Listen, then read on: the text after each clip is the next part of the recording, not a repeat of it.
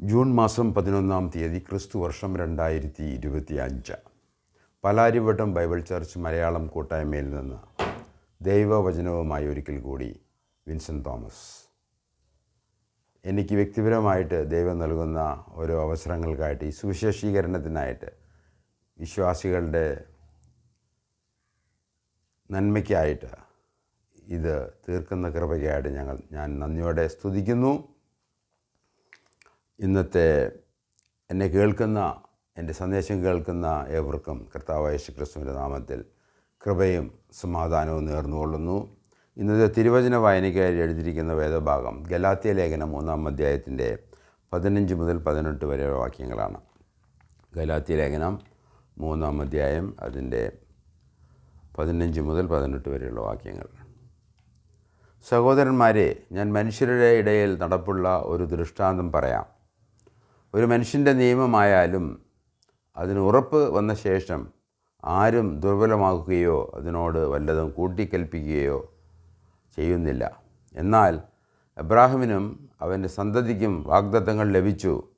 സന്തതികൾക്കും എന്ന് അനേകരെക്കുറിച്ചല്ല, നിൻ്റെ സന്തതിക്ക് എന്ന് ഏകനെക്കുറിച്ചത്രേ പറയുന്നത്. അത് ക്രിസ്തു തന്നെ. ഞാൻ പറയുന്നതിൻ്റെ താല്പര്യമോ, 430 ആണ്ട് കഴിഞ്ഞിട്ട് ഉണ്ടായ ന്യായപ്രമാണം വാഗ്ദത്തത്തെ നീക്കുവാൻ തക്കവണ്ണം അത് ദൈവം മുമ്പ് ഉറപ്പാക്കിയ നിയമത്തെ ദുർബലമാക്കുന്നില്ല. അവകാശം ന്യായപ്രമാണത്തിലെങ്കിൽ വാഗ്ദത്താലല്ല വരുന്നത്. അബ്രാഹാമിനോ ദൈവം അതിനെ വാഗ്ദത്തം മൂലം നൽകി. നമുക്ക് പ്രാർത്ഥിച്ച് ഇന്നത്തെ ക്ലാസ് ആരംഭിക്കാം. ഇത് നാം പഠിക്കുന്നത് ദൈവവചനമാണ്. ഇത് ദൈവത്തിൻ്റെ നിത്യമായ വചനമാണ്. ദൈവം തൻ്റെ വാക്കുകളിൽ, വാഗ്ദാനങ്ങളിൽ, ഉടമ്പടിയിൽ വിശ്വസ്തനാണ്. അതുകൊണ്ട് ഈ ദൈവം തന്നെ നമ്മളെ പഠിപ്പിക്കണം. ഇതിൻ്റെ രചയിതാവായ പരിശുദ്ധാത്മാവ് തന്നെ ഇത് സൂക്ഷിക്കുകയും പരിപാലിക്കുകയും നമുക്ക് നൽകുകയും ചെയ്ത ഈ ദൈവത്തിൽ തന്നെ ആശ്രയിച്ച്, പരിശുദ്ധാത്മാവ് ആശ്രയിച്ചാൽ മാത്രമേ നമുക്ക് ഇതിൻ്റെ സത്യങ്ങൾ മനസ്സിലാക്കാൻ സാധിക്കുകയുള്ളൂ. അതുകൊണ്ട് പ്രാർത്ഥിച്ച് നമുക്ക് ഇന്നത്തെ വിഷയത്തിലേക്ക് കടക്കാം. ഞങ്ങളുടെ ദൈവമായ കർത്താവേ, സ്വർഗീയ പിതാവേ, അവിടുന്ന് ഞങ്ങളുടെ ദൈവവും വീണ്ടെടുപ്പുകാരനും രക്ഷകനും പുത്രനെ നൽകി സ്നേഹിച്ച ദൈവവുമായിരിക്കയാൽ ഞങ്ങൾ നന്ദിയോടെ സ്തുതിക്കുന്നു, സ്തോത്രം ചെയ്യുന്നു. ഇപ്പോൾ കർത്താവേ, അവിടുത്തെ വചനത്തെക്കുറിച്ച്, അവിടുത്തെ വിശ്വസ്തതയെക്കുറിച്ച്, അത് ചരിത്രത്തിൽ അവിടുന്ന് മനുഷ്യർക്ക് വാഗ്ദാനം ആർക്ക് നൽകിയോ അവർക്ക് നൽകുന്ന ദൈവമായിരിക്കയാൽ വീണ്ടും ഞങ്ങൾ നന്ദിയോടെ സ്തുതിക്കുന്നു. ഈ വിഷയങ്ങൾ ഞങ്ങൾ പഠിക്കുമ്പോൾ ദൈവത്തിൻ്റെ പരിശുദ്ധാത്മാവ് ഞങ്ങളെ പഠിപ്പിക്കണമേ. ഞങ്ങളുടെ ഹൃദയത്തിൽ അത് കടന്നു ചെല്ലുവാൻ, അത് വിശ്വാസമായി തീരുവാൻ, വിശ്വാസമനുസരിച്ച് ക്രിസ്തീയ ജീവിതം ആരംഭിക്കുവാൻ ഞങ്ങളെ സഹായിക്കണമേ. യേശു ക്രിസ്തുവിൻ്റെ നാമത്തിൽ അപേക്ഷിക്കുന്നു, ആമേൻ. കഴിഞ്ഞ ആഴ്ചത്തെ സന്ദേശത്തിൻ്റെ സാരം ഇപ്രകാരമായിരുന്നു: ദൈവം വാക്കുകളിൽ വിശ്വസ്തൻ. ഒരു ക്രൈസ്തവനെ സംബന്ധിച്ചിടത്തോളം, എന്നെയും നിങ്ങളെപ്പോലെ യേശു ക്രിസ്തുവിൻ രക്ഷയ്ക്കായി വിശ്വസിക്കാനുള്ള കാരണം ദൈവവും ദൈവത്തിൻ്റെ വചനവുമാണ്. നിത്യമായി സ്വർഗത്തിൽ സൂക്ഷിക്കപ്പെടുന്ന ദൈവവചനം, മാറ്റമില്ലാത്ത ദൈവവചനം. അതിൻ്റെ അടിസ്ഥാനത്തിലാണ് നമുക്ക് ദൈവത്തെയും ദൈവത്തിൻ്റെ പുത്രനെയും പുത്രനിൽ ദൈവം നമുക്ക് ദാനമായി നൽകുന്ന രക്ഷയെയും കുറിച്ച് നമുക്ക് മനസ്സിലാക്കാൻ കഴിയുന്നത്. അതുകൊണ്ട് ഇത് ദൈവത്തിൽ നിന്നുള്ള പുസ്തകമാകിയാൽ ഇത് 100% അതിനപ്പുറവും ഇതിലെഴുതിയിരിക്കുന്ന കാര്യങ്ങളോട്, വാഗ്ദത്തം ചെയ്ത കാര്യങ്ങളോട്, ഉടമ്പടി ചെയ്ത കാര്യങ്ങളോട് ദൈവം വിശ്വസ്തനാകുന്നു.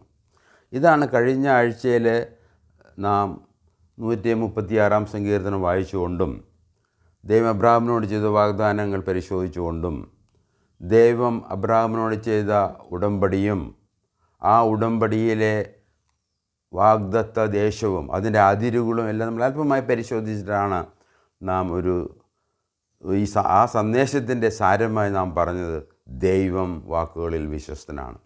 നമുക്ക് അല്പം കൂടി അതിനെക്കുറിച്ച് ഒന്ന് ചിന്തിക്കാം എന്ന് ഞാൻ വിചാരിക്കുകയാണ്. ദൈവവാക്കുകളിൽ വിശ്വസ്തൻ മാത്രമല്ല, ക്രൈസ്തവ ജീവിതത്തിന് ദൈവവചനം അത്യാവശ്യമാകുന്നു. കാരണം ഈ വചനത്തെ നമ്മൾ മാറ്റി നിർത്തിക്കഴിഞ്ഞാൽ, അതിനെ മാറ്റിവെച്ചാൽ പിന്നെ നമ്മൾ എന്തിൽ ആശ്രയിച്ചുകൊണ്ട്, എന്തിൻ്റെ ഉറപ്പിലാണ് നാം നമ്മുടെ ജീവിതവും ആത്മീയ ജീവിതവും നിത്യതയിലേക്കുള്ള നമ്മുടെ ആ ഗമനവും ആ പോക്കും നമ്മൾ എങ്ങനെ അതിനെ നിയന്ത്രിക്കും, എങ്ങനെ അതിനെ അംഗീകരിക്കും, എങ്ങനെ കാണുമെന്നുള്ളത് വളരെ പ്രധാനപ്പെട്ടൊരു വിഷയമാണ്. അതുകൊണ്ട് ദൈവവും ദൈവത്തിൻ്റെ വചനവും അത് എപ്രകാരമാണ് എന്നും അതെങ്ങനെയാണ് രചിക്കപ്പെട്ടത്, എത്ര വർഷങ്ങൾ കൊണ്ടാണ് രചിക്കപ്പെട്ടത്, എത്ര രചയിതാക്കളുണ്ടായിരുന്നു എന്നെല്ലാം നാം പഠിച്ചു വരുമ്പോഴാണ് ഇത് വാസ്തവമായിട്ട് ദൈവവചനമാണെന്ന് നമ്മൾ മനസ്സിലാക്കുന്നത്. അതുമാത്രമല്ല, ഇതിലെ പ്രവചനങ്ങൾ നമ്മൾക്ക് കഴിഞ്ഞ ക്ലാസ്സുകളിൽ പറഞ്ഞതുപോലെ ദൈവം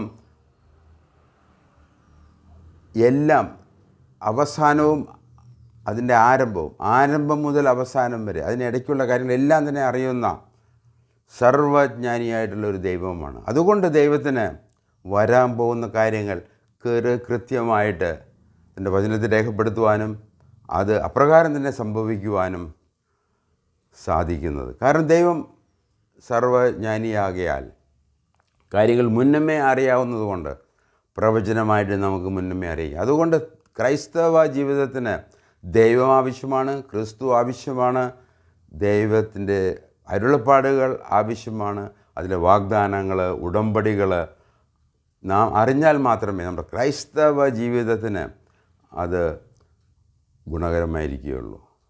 ക്രൈസ്തവ ജീവിതം ഗുണകരമാകണമെങ്കിൽ തീർച്ചയായിട്ടും നമുക്ക് ദൈവവചനം അത്യാവശ്യമാണ്. ഇങ്ങനെ രണ്ട് പ്രധാനപ്പെട്ട കാര്യങ്ങൾ പറഞ്ഞുകൊണ്ടാണ് കഴിഞ്ഞ ആഴ്ച നമ്മുടെ സന്ദേശം അവസാനിപ്പിച്ചത്. ദൈവത്തിൻ്റെ വിശ്വസ്തയ്ക്ക് ഉദാഹരണം അബ്രാഹമിനോട് ദൈവം ചെയ്ത വാഗ്ദാനങ്ങളാണ്. കൽദയനായിരുന്ന ജാതിയായിരുന്ന അബ്രാഹമിനെ ദൈവം വിളിച്ച് അവന് 3 വാഗ്ദാനങ്ങൾ നൽകിയാണ്. ഒന്ന് ദേശം, രണ്ടാമതായിട്ട് വാഗ്ദത്ത സന്തതി, മൂന്നാമതായിട്ട് സാർവത്രിക അനുഗ്രഹം. നിന്നിൽ എബ്രാഹിമിൽ സകല കുടുംബങ്ങളും അനുഗ്രഹിക്കപ്പെടും. മൊത്തം ലോകത്തിന് അനുഗ്രഹമായി തീരുവാൻ തക്കവണ്ണം ദൈവം ഒരു വാഗ്ദാനം അബ്രാഹിമിന് കൊടുക്കുകയാണ്. അങ്ങനെ 3 വാഗ്ദാനങ്ങളിൽ തുടങ്ങിയ ദൈവത്തിൻ്റെ വിളിയാണ്, തിരഞ്ഞെടുപ്പാണ് എബ്രാഹിം എന്ന് പറഞ്ഞ വ്യക്തി. നമുക്കറിയാം, ഉൽപ്പത്തി പുസ്തകം 15-ാം അധ്യായത്തിൻ്റെ 18-ാം വാക്യത്തിൽ അവിടെ 12-ാം അധ്യായത്തിൽ വാഗ്ദാനം ചെയ്ത ഭൂമിയുടെ അതിരുകൾ ഒരു ഉടമ്പടിയായിട്ട് ദൈവം അബ്രാഹിമിന് നൽകിയാണ്. അതാണ് നമ്മൾ കഴിഞ്ഞ ആഴ്ചയിൽ വായിക്കാനിടയായിത്തീർന്നത്.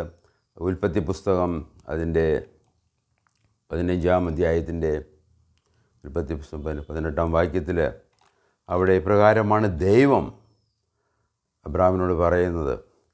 ഉടമ്പടി ചെയ്ത ദിവസം അന്ന്, അങ്ങനെയാണ് ഉൽപ്പത്തി പുസ്തകം 15-ാം അധ്യായം 18-ാം വാക്യം തുടങ്ങുന്നത്. അന്ന് യഹോവ എബ്രാഹിമിനോട് ഒരു നിയമം ചെയ്തു. നിൻ്റെ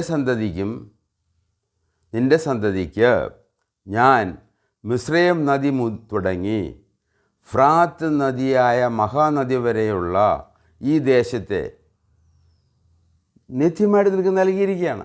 അതിനിടയിൽ അവിടെ താമസിച്ചിരുന്ന വിവിധ ജാതികളെ സംബന്ധിച്ച് ദൈവം അവിടെ പറയുന്നുണ്ട്. അവരുടെ പേരുകളെടുത്ത് പറയുകയാണ്. ഈ ദേശം ഞാൻ ഒരു ഉടമ്പടി ചെയ്ത് നിനക്ക് നൽകുകയാണ്.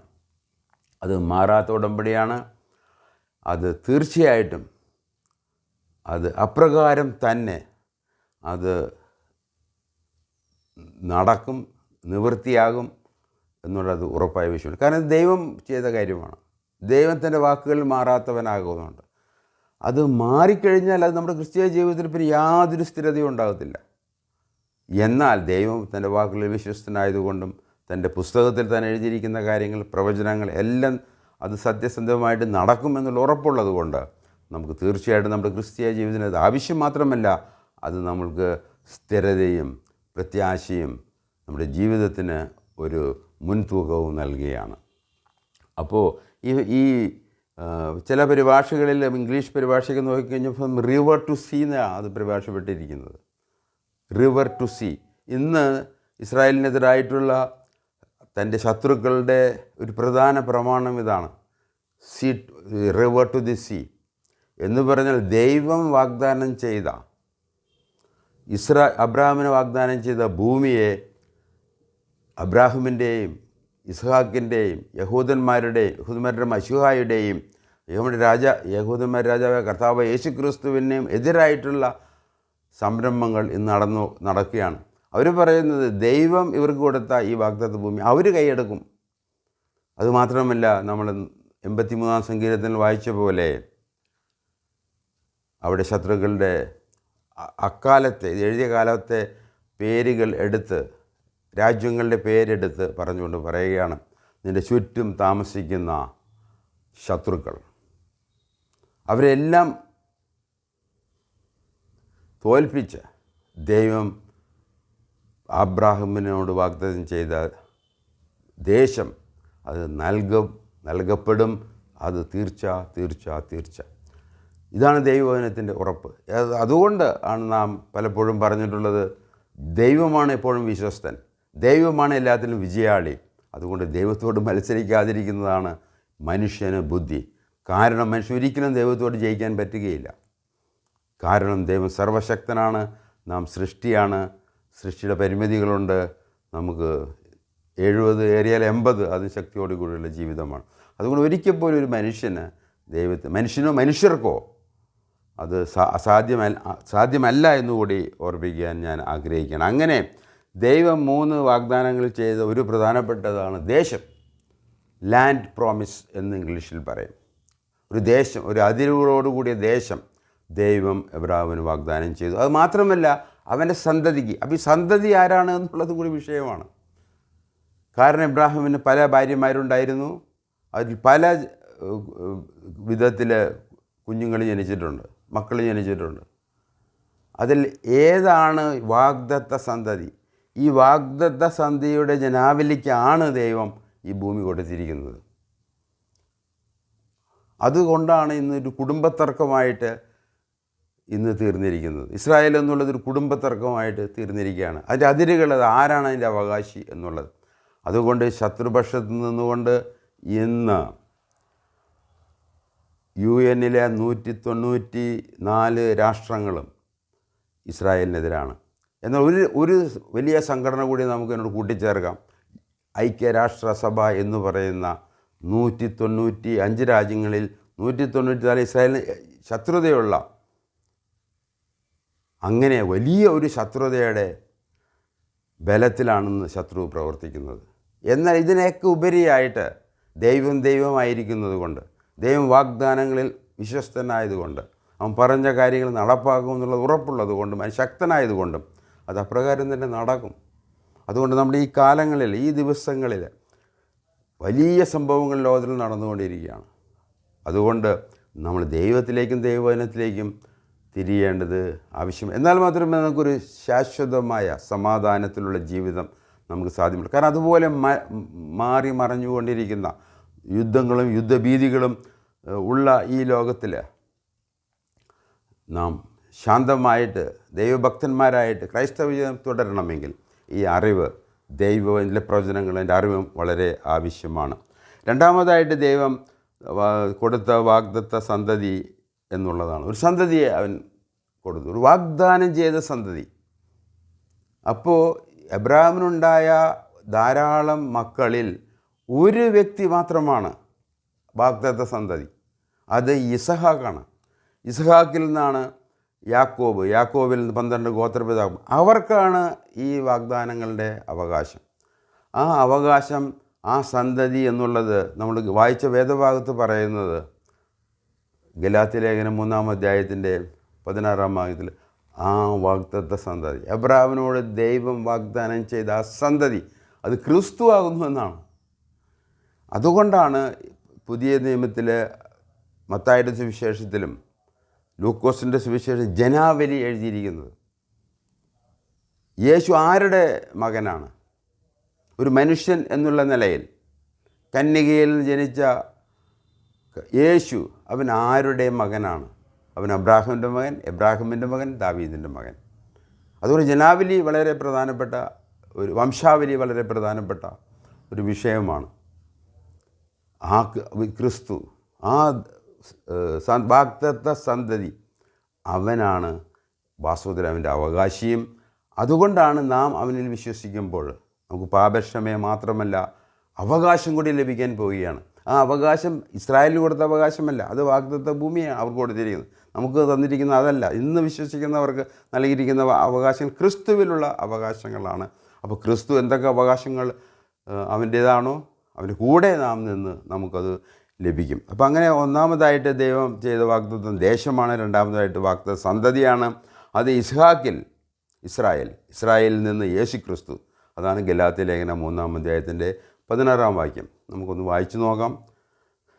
നിങ്ങൾക്കത് റെഫറൻസായിട്ട് എടുക്കണമെങ്കിൽ ഭാവി കാലത്തും നിങ്ങളുടെ ധ്യാനത്തിന് വേണ്ടി നിങ്ങൾ എടുക്കുമ്പോൾ ഈ കാര്യങ്ങൾ നിങ്ങൾക്ക് ഓർമ്മ വരുമെന്ന് ഞാൻ ആഗ്രഹിക്കുകയാണ്. എന്നാൽ അബ്രാഹാമിനും തൻ്റെ സന്തതിക്കും വാഗ്ദത്തങ്ങൾ ലഭിച്ചു. സന്തതികൾക്ക് എന്ന് അനേകരെ കുറിച്ചല്ല. സന്തതി എന്നുള്ള സിംഗുലറാണ്, അത് ബഹുവചനമല്ല. സന്തതികൾ എന്ന ബഹുവചനമല്ല, സന്തതി എന്ന ഏകവചനം, ഏക മനുഷ്യനാണ്. ന്യായപ്രമാണം സന്തതികൾക്കും എന്ന് അനേകരെക്കുറിച്ചല്ല. അനേകരല്ല അതിൻ്റെ അവകാശി, ഒരു വ്യക്തിയാണ് എന്നുള്ളത്, ഒരുവനാണ് എന്നുള്ളത് വേദശാസ്ത്രപരമായിട്ട് ദൈവത്തിൻ്റെ വിശ്വസ്തതയിൽ വാഗ്ദാനങ്ങളിലും പരമപ്രധാനമായിട്ടുള്ള ഒരു വിഷയമാണ്. അപ്പോൾ അതുകൊണ്ട് ദൈവത്തിൽ വിശ്വസിക്കുന്നു, ദൈവവചനത്തിൽ വിശ്വസിക്കുന്നു, ഇതിൻ്റെ വാക്കുകളിൽ വിശ്വസിക്കുന്നു. അതുകൊണ്ട് അതിൽ പറഞ്ഞിരിക്കുന്ന കാര്യങ്ങൾ നാം വിശ്വസിക്കുകയാണ്. അതിന് ഇസ്രായേൽ പെർസെ എന്ന് പറഞ്ഞാൽ അതേപടി നാം അങ്ങനെ അംഗീകരിക്കുന്നതല്ല. ദൈവം അങ്ങനെ ചെയ്തുകൊണ്ട് നമ്മൾ അവരെ അംഗീകരിക്കുന്നു, അത്ര മാത്രമേ ഉള്ളൂ. അവരുടെ സ്വഭാവവും അവരുടെ കയ്യിരിപ്പൊക്കെ കണ്ടു കഴിഞ്ഞാൽ അത് വളരെ മോശമായിട്ട് നമുക്ക് തോന്നാം. വിഷയം അതല്ല. വിഷയം ദൈവം പറഞ്ഞ കാര്യമാണോ, ദൈവമാണോ വാഗ്ദത്ത സന്തതിയെ കൊടുത്തത്, അതിൽ നിന്നുള്ള ജനമാണോ ഇസ്രായേൽ, അവർക്ക് കൊടുത്ത ദേശത്തേക്കാണോ തിരിച്ചു വന്നിരിക്കുന്നത്? ഇതൊക്കെയാണ് പ്രധാനപ്പെട്ട വിഷയങ്ങൾ. അപ്പോൾ അതുകൊണ്ട് ഗലാത്യ 3-16-ാം അധ്യായത്തിൽ എന്നാൽ അബ്രാഹാമിനും അവൻ്റെ സന്തതിക്കും വാഗ്ദത്തങ്ങൾ ലഭിച്ചു. സന്തതിക്കും എന്ന് അനേകരെക്കുറിച്ചല്ല, നിൻ്റെ സന്തതിക്കും എന്ന് ഏകനെക്കുറിച്ചത്രേ പറയുന്നത്. അത് ക്രിസ്തു തന്നെ. അപ്പോൾ ദൈവവചനം അതേപടി നാം വിശ്വസിക്കുന്നുവെങ്കിൽ അത് ദൈവവചനമാണ്, അത് ദൈവത്തിൻ്റെ സത്യവാനായ ദൈവത്തിൻ്റെ വചനമാണ്, അത് സൂക്ഷിക്കപ്പെട്ട വചനമാണ് എന്നെല്ലാം നമ്മൾ മനസ്സിലാക്കുമ്പോൾ ഈ വാക്യം നമുക്ക് വിശ്വസിച്ച് കഴിഞ്ഞാൽ ഇന്ന് യുദ്ധങ്ങളില്ലാത്ത ഒരു ലോകമായി തീരും. ഇസ്രായേലിൻ്റെ ശത്രുക്കളെ ദൈവം ഒരിക്കൽ തോൽപ്പിക്കും. ഇസ്രായേലും തോൽപ്പിക്കും, ദൈവവും അവരെ തോൽപ്പിക്കും. അത് നിശ്ചയമായിട്ടുള്ള കാര്യമാണ്. രണ്ട് തരത്തിലുള്ള ശത്രുക്കളെക്കുറിച്ചാണ് ഈ അന്ത്യകാലത്തുള്ള ശത്രുതയെക്കുറിച്ച് വേദപുസ്തക പഠനം നമ്മൾ ശ്രദ്ധിക്കുമ്പോൾ, ഒന്ന് ഇസ്രായേലിന് ചുറ്റുമുള്ള ശത്രുക്കൾ, ഒന്ന് അതാണ്. അവരെ എൻ്റെ പ്രവചന പഠനത്തിൽ നിന്ന് മിക്കവാറും തന്നെ ഈ യുദ്ധത്തോടു കൂടി ഈ ഇസ്രായേലിന് ചുറ്റുമുള്ള രാഷ്ട്രങ്ങളിൽ പലതും ഇസ്രായേലുമായിട്ട് രമ്യതയിൽ സമാധാനത്തിൽ ഏർപ്പെടും, കരാറുകൾ ചെയ്യാൻ സാധ്യതയുണ്ട്. ഈജിപ്തും ജോർദാനും അവർ ഇസ്രായേലായിട്ട് സമാധാനമുള്ള രാജ്യങ്ങളാണ്. ഇനി മറ്റുള്ള പല രാജ്യങ്ങളും അതിനു വേണ്ടിയുള്ള ശ്രമങ്ങൾ നടന്നുകൊണ്ടിരിക്കുകയാണ്. അപ്പോൾ അവരെ ഉൾപ്പെടുത്താതെ ബാക്കിയുള്ള രാഷ്ട്രങ്ങളെ, ബാക്കിയുള്ള ഈ ശത്രു സേനകളെ, ശത്രു രാജ്യങ്ങളെ ഇസ്രായേൽ അവർ യുദ്ധത്തിൽ തോൽപ്പിച്ച് അവരെ നിർമ്മാർജ്ജനം ചെയ്യും. അതാണ് ഒരു ശത്രുത, ഒരു സമൂഹ ശത്രുത.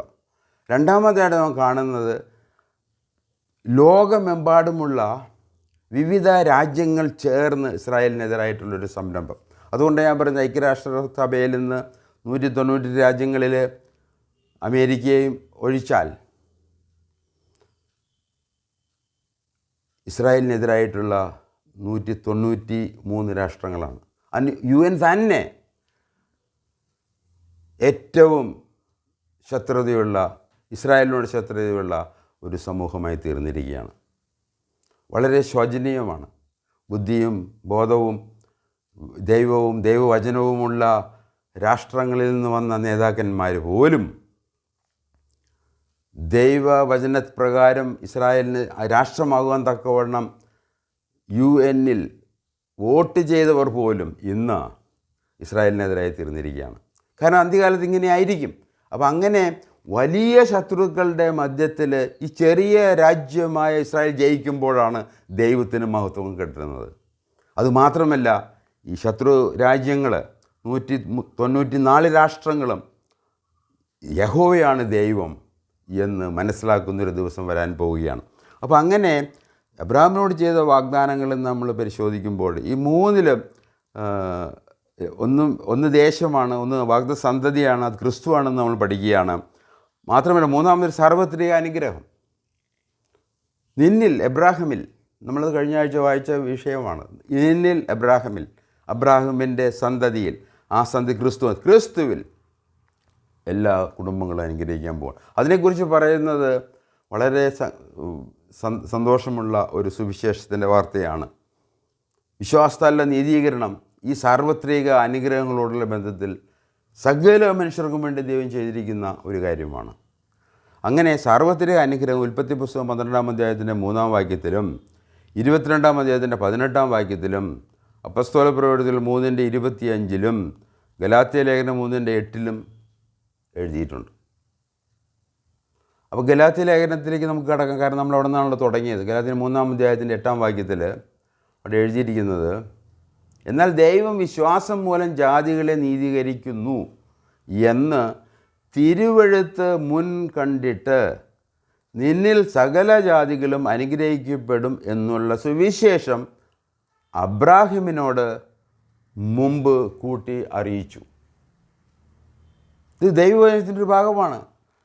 ഏകദേശം 1500 വർഷങ്ങൾക്ക് മുമ്പ് സംഭവിച്ച കർത്താവായ യേശു ക്രിസ്തുവിൻ്റെ മരണത്തിനും ഈ ഗലാത്യ ലേഖനം ഏകദേശം AD 45 എഴുതപ്പെട്ട പുസ്തകമാണ്.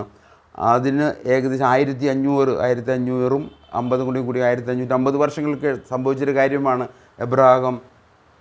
എബ്രാഹിമിന് ദൈവം വാഗ്ദാനം ചെയ്തു. അതിനെക്കുറിച്ച് പറയുന്നത്, ജാതികൾ വിശ്വാസം മൂലം നീതീകരിക്കപ്പെടും എന്ന് തിരുവെഴുത്ത് മുൻ കണ്ടിട്ട് എബ്രാഹിമിൽ സകല ജാതികളും അനുഗ്രഹിക്കപ്പെടും എന്നുള്ള സുവിശേഷം അബ്രാഹിമിനോട് മുൻകൂട്ടി അറിയിച്ചു എന്ന് പറഞ്ഞാൽ, എബ്രാഹിമിനോട് ദൈവം ചെയ്ത ആ വാഗ്ദത്തത്തിൽ സുവിശേഷമുണ്ട്, അതിലൊരു വ്യക്തിയുണ്ട്, ആ വ്യക്തിയുടെ കാൽവരി മരണമുണ്ട്, അതിലുള്ള വിശ്വാസം മുതൽ പാപക്ഷമ ലഭിക്കുന്നു, നീതീകരിക്കപ്പെടുന്നു, സ്വർഗത്തിന് അവകാശികളായിത്തീരുന്നു, ദൈവമായിട്ട് സമാധാനം വരുന്നു. ദൈവമായിട്ട് സമാധാനം വരുന്നതോടുകൂടി ദൈവമക്കളുമായിട്ട് സമാധാനം വരുന്നു. ഒരു സമാധാനത്തിലേക്ക് നമുക്ക് കടക്കാൻ കഴിയും. അപ്പോൾ അതുകൊണ്ട് ഈ സാർവത്രിക അനുഗ്രഹം അത് തീർച്ചയായിട്ടും നാം വായിക്കുകയും പഠിക്കുകയും ചെയ്യേണ്ട വിഷയമാണ്. ഉൽപ്പത്തി പുസ്തകം 22-ാം അധ്യായം നമ്മൾ നോക്കുകയാണെങ്കിൽ അവിടെ നമുക്കറിയാം, ദൈവം തൻ്റെ ഏകജാതനായ, തനിക്ക് ഏറ്റവും പ്രിയനായ, തൻ്റെ ഏകപുത്രനായ വാഗ്ദത്ത സന്തതിയായ ഇസ്ഹാക്കിനെ മോരിയാമലയിൽ യാഗം കഴിക്കാൻ കൽപ്പിക്കുകയാണ്. അത് ചെയ്തുകൊണ്ടിരിക്കുന്ന ആ സമയത്ത് ദൈവം അതിൽ നിന്ന് അവനെ പിന്മാറ്റുകയും ഒരു ആടിനെ, ഒരു റാമിനെ കൊടുത്ത് അവിടെ യാഗം നടക്കുന്നത് കാണും. അതിനോടുള്ള ബന്ധത്തിൽ പറഞ്ഞിരിക്കുന്നത്, നിൻ്റെ സന്തതിയിൽ 22-ാം അധ്യായത്തിൻ്റെ 18-ാം വാക്യം അപ്രകാരമാണ്. ഞാനൊന്ന് വായിച്ചു കേൾപ്പിക്കാൻ ആഗ്രഹിക്കുകയാണ്. അപ്പോൾ ദൈവവചനത്തിൻ്റെ വിശ്വസ്തതയും അതിലെഴുതിയിരിക്കുന്ന കാര്യങ്ങളും വിശ്വസ്തതയും നാം മനസ്സിലാക്കേണ്ട വിഷയമാണ്.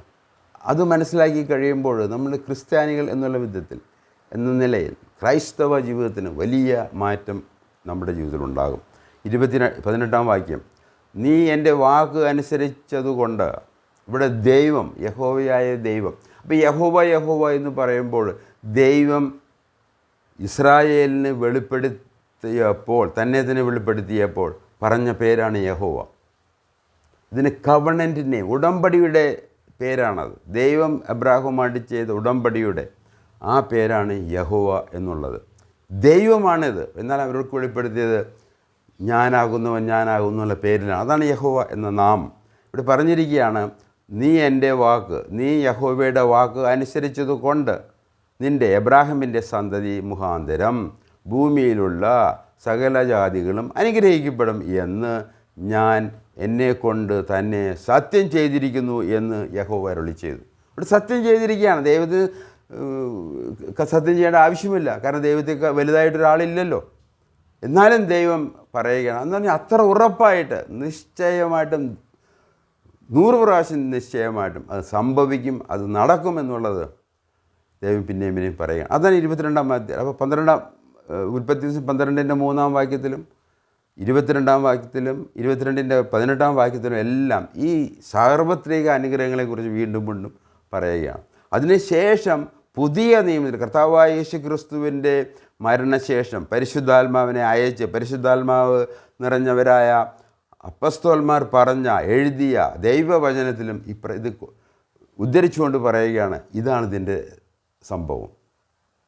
ദൈവം അബ്രാഹാമിനോട് ചെയ്ത വാഗ്ദാനമാണ് നമുക്ക് ജാതികൾക്ക് അത് ഗുണകരമായിരിക്കും. അത് ജാതികളായി നാം അത് സ്വീകരിക്കുമ്പോൾ അത് ഇസ്രായേൽ വഴിയായാലും അത് ഏത് വഴിയായാലും ദൈവമാണ് നൽകുന്നത്, ഇസ്രായേലല്ലോ നൽകുന്നത്. ദൈവം ഉപയോഗിച്ചൊരു മുഖാന്തരമാണ് ഇസ്രായേൽ. അതുവഴി വന്ന വ്യക്തിയാണ് യേശു ക്രിസ്തു. ആ യേശു ക്രിസ്തുവിൽ നാം വിശ്വസിക്കുമ്പോൾ അതീവ മഹത്വമായ നിത്യമായ അനുഗ്രഹങ്ങൾ നമുക്ക് ലഭിക്കും. അതാണ് ഈ സാർവത്രിക അനുഗ്രഹങ്ങളുടെ ഒരു കാര്യം. ഇത് തന്നെ അപ്പസ്തോല പ്രവൃത്തികൾ 3-ാം അധ്യായത്തിൻ്റെ 25-ാം വാക്യത്തിലും ഉദ്ധരിച്ചിട്ടുണ്ട്. 3-ാം അധ്യായം അതിൻ്റെ 25-ാം വാക്യം.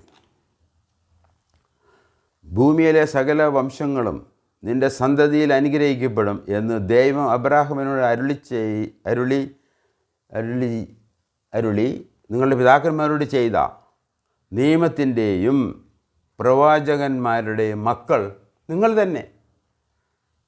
അതുകൊണ്ട് ദൈവം അബ്രാഹാമിനോട് ചെയ്ത വാഗ്ദാനവും മാത്രമല്ല, അവന് വാഗ്ദാനം ചെയ്ത വാഗ്ദത്ത സന്തതി, ആ സന്ധിയുടെ മക്കൾ ആരാണെന്ന് കൂടി ഇവിടെ വ്യക്തമായി പറഞ്ഞിരിക്കുകയാണ്. ആ വാഗ്ദത്തങ്ങൾ നിങ്ങളാണ്. ഈ ഇസ്രായേലിൽ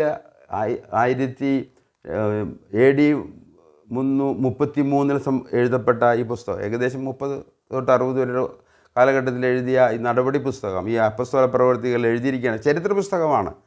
നിങ്ങളാണ് എന്നെ കേൾക്കുന്ന എന്ന് പറഞ്ഞാൽ പത്രോസിനെ കേൾക്കുന്ന നിങ്ങളാണ് ആ സന്തതി എന്ന് വ്യക്തമായിട്ട് പറയുകയാണ്. അതുകൊണ്ട് ദൈവവചനം വിശ്വസിക്കുന്നില്ല എങ്കിൽ ഈ സന്തതിയെ തിരിച്ചറിയാനും ഇസ്രായേൽ ആരാണെന്നും അവരുടെ അതിരെന്താണെന്നൊക്കെ നമുക്ക് അറിയാൻ സാധിക്കുകയില്ല. അതുകൊണ്ട് ദയവായി നിങ്ങൾ ദൈവവചനത്തിലേക്ക് തിരിയണം, ദൈവവചനം പരിശോധിക്കണം. അതിൽ നിന്ന് കിട്ടുന്ന മഹത്തായ അനുഗ്രഹങ്ങൾ മാത്രമല്ല, നിധിയാണത്, നിധി. കാരണം ഇത് ദൈവത്തിൻ്റെ മനസ്സ് നമുക്ക് വെളിപ്പെടുത്തിയ പുസ്തകമാണ് തിരുവചനം എന്ന് പറയുന്നത്.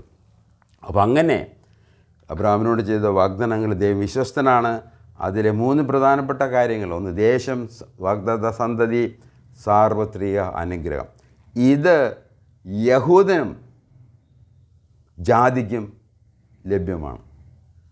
ഇത് ലഭിക്കാൻ പോകുന്നത് ഈ വാഗ്ദത്ത സന്തതി യേശു ക്രിസ്തുവിലും അവൻ്റെ കാൽവരി മരണത്തിലും നിത്യമായ യാഗത്തിലും വിശ്വസിക്കുന്നവർക്കാണ്.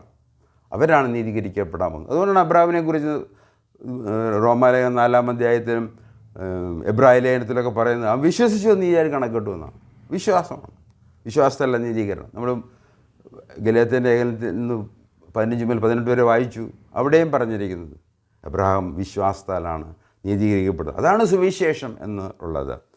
അതുകൊണ്ട് നമുക്ക്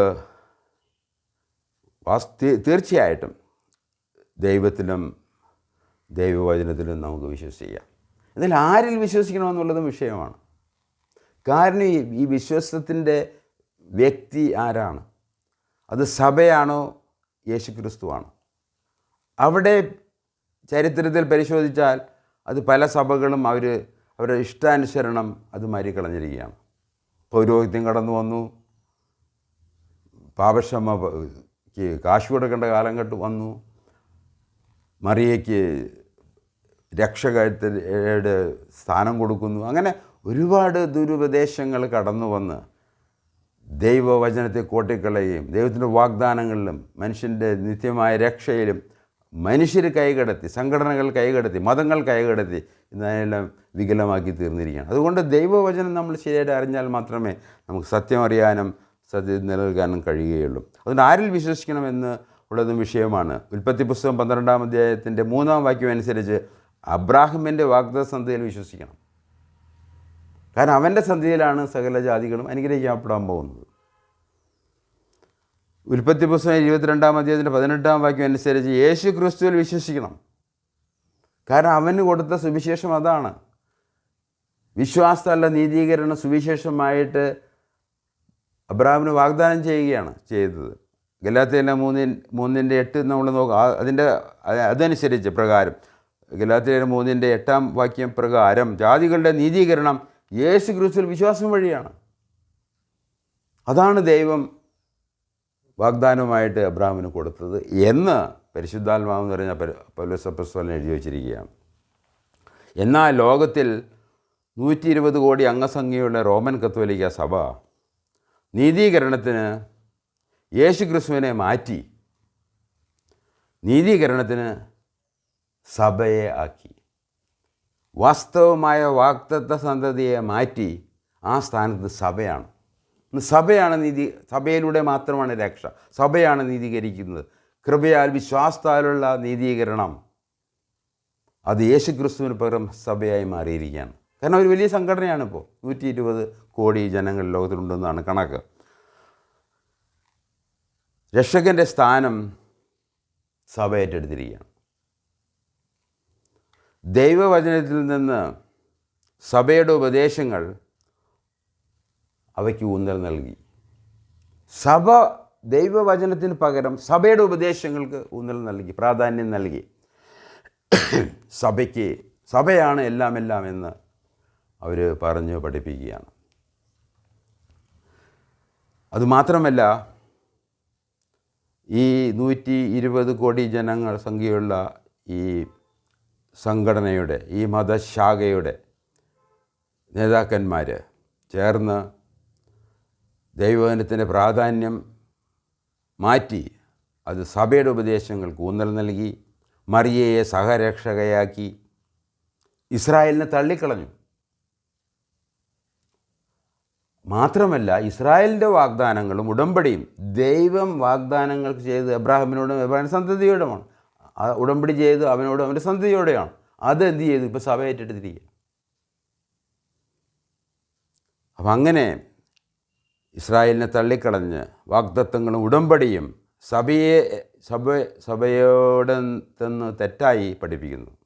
സഭയാണ് ഇന്ന് ഇതിനെല്ലാം അവകാശി എന്ന് അവർ തെറ്റായി പഠിപ്പിക്കുകയാണ്. അങ്ങനെ വളരെ ശോചനീയമായൊരവസ്ഥയിലാണ് ഇന്ന് ലോകം കടന്നു പോകുന്നത്. ഇന്ന് ലോകത്തിൽ വാസ്തവമായിട്ട് സമാധാനം ഉള്ളവർ ആരാണെന്ന് ചോദിച്ചാൽ ഈ ദൈവവചനം അറിയാവുന്ന, ഈ ദൈവത്തെ അറിയാവുന്ന, ഈ രക്ഷകനെ അറിയാവുന്ന, ഈ രക്ഷനിൽ വിശ്വസിച്ച് നീതീകരണവും പാപക്ഷമയും ലഭിച്ചവർക്ക് അല്ലാതെ വേറെ ഒരു വ്യക്തിക്കും ഈ സമാധാനം എന്നുള്ള സാധനം 7 അയലോക്കത്ത് പോലും അവന് അറിയത്തില്ല. വളരെ വിദൂരമായൊരു സാധനമാണ് ഈ സമാധാനം എന്നുള്ളത്. അതുകൊണ്ടാണ് വിശ്വാസത്താൽ നീതീകരിക്കപ്പെട്ടിട്ട് നമുക്ക് ദൈവത്തോട് സമാധാനം ഉണ്ട് എന്ന് അപ്പസ്തലനായ പൗലോസ് റോമാലേഖനം 8-ാം അധ്യായത്തിൻ്റെ 1-ാം വാക്യത്തിൽ എഴുതുകയാണ്. വിശ്വാസത്താൽ നീതീകരിക്കപ്പെട്ടിട്ട് നമുക്ക് ദൈവത്തോട് സമാധാനം. നമ്മൾ ദൈവത്തോട് സമാധാനം വരുന്നതോടു കൂടി നമ്മുടെ വിവിധ മേഖലകളിൽ അതിൻ്റെ പ്രതികരണങ്ങൾ ഉണ്ടാകും.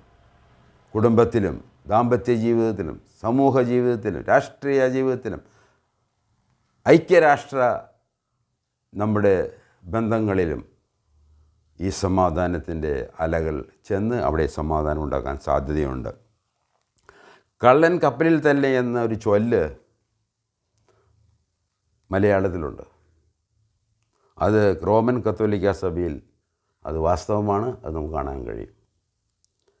ആയതിനാൽ രക്ഷയ്ക്കായി സാക്ഷാൽ ദൈവത്തിങ്കിലേക്കും ദൈവവചനത്തിലേക്കും ദൈവവചനം വെളിപ്പെടുത്തുന്ന രക്ഷകനായ യേശു ക്രിസ്തുവിലേക്കും തിരിഞ്ഞ് വിശ്വസിച്ച് രക്ഷ വ്യക്തിപരമായിട്ട് ഉറപ്പ് ആക്കണം. സമയം കളയാതെ ലഭിക്കുന്ന നല്ല അവസരങ്ങൾ ഉപയുക്തമാക്കുക. ഞങ്ങളുടെ ഈ പാലാരിവട്ടം ബൈബിൾ ചർച്ച് മലയാളം കൂട്ടായ്മയും ഈ എല്ലാ ബുധനാഴ്ചയും ഇവിടുന്ന് പ്രഖ്യാപിക്കപ്പെടുന്ന സുവിശേഷവും ദൈവിക സത്യങ്ങളും നിങ്ങൾ ഉപയുക്തമാക്കണം. നിങ്ങൾ പരിശോധിച്ച് നോക്കി. ഞാൻ പറഞ്ഞുകൊണ്ടല്ല, ഇത് ദൈവവചനത്തെ ആയതുകൊണ്ടും ദൈവത്തിൽ എഴുതിയിരിക്കുന്നത് കൊണ്ടും ദൈവത്തിൽ പ്രവചനങ്ങളുടെ നിവൃത്തിയും വാഗ്ദാനങ്ങളുടെ നിവൃത്തിയും ഉടമ്പടികളെല്ലാം നമ്മുടെ കൺമുമ്പിൽ നിന്ന് അത് സഫലമായിക്കൊണ്ടിരിക്കുകയാണ്. അതുകൊണ്ട് തീർച്ചയായിട്ടും നമ്മൾ സമയം കളയരുത്, നല്ല അവസരങ്ങൾ ഉപയുക്തമാക്കണമെന്ന് അപേക്ഷിക്കുകയാണ്. അങ്ങനെ ദൈവം വാഗ്ദത്തങ്ങളിൽ വിശ്വസ്തനാകുന്നു. ദൈവവചനം ദൈവത്തിൻ്റെ പുസ്തകമാണ്. ദൈവിക വാഗ്ദാനങ്ങളുടെ പുസ്തകമാണ് ബൈബിൾ. ഉടമ്പടികളുടെ പുസ്തകമാണ്. ദൈവം ചെയ്ത ഉടമ്പടികളുടെ പുസ്തകമാണ് ദൈവവചനമാണ് ബൈബിൾ.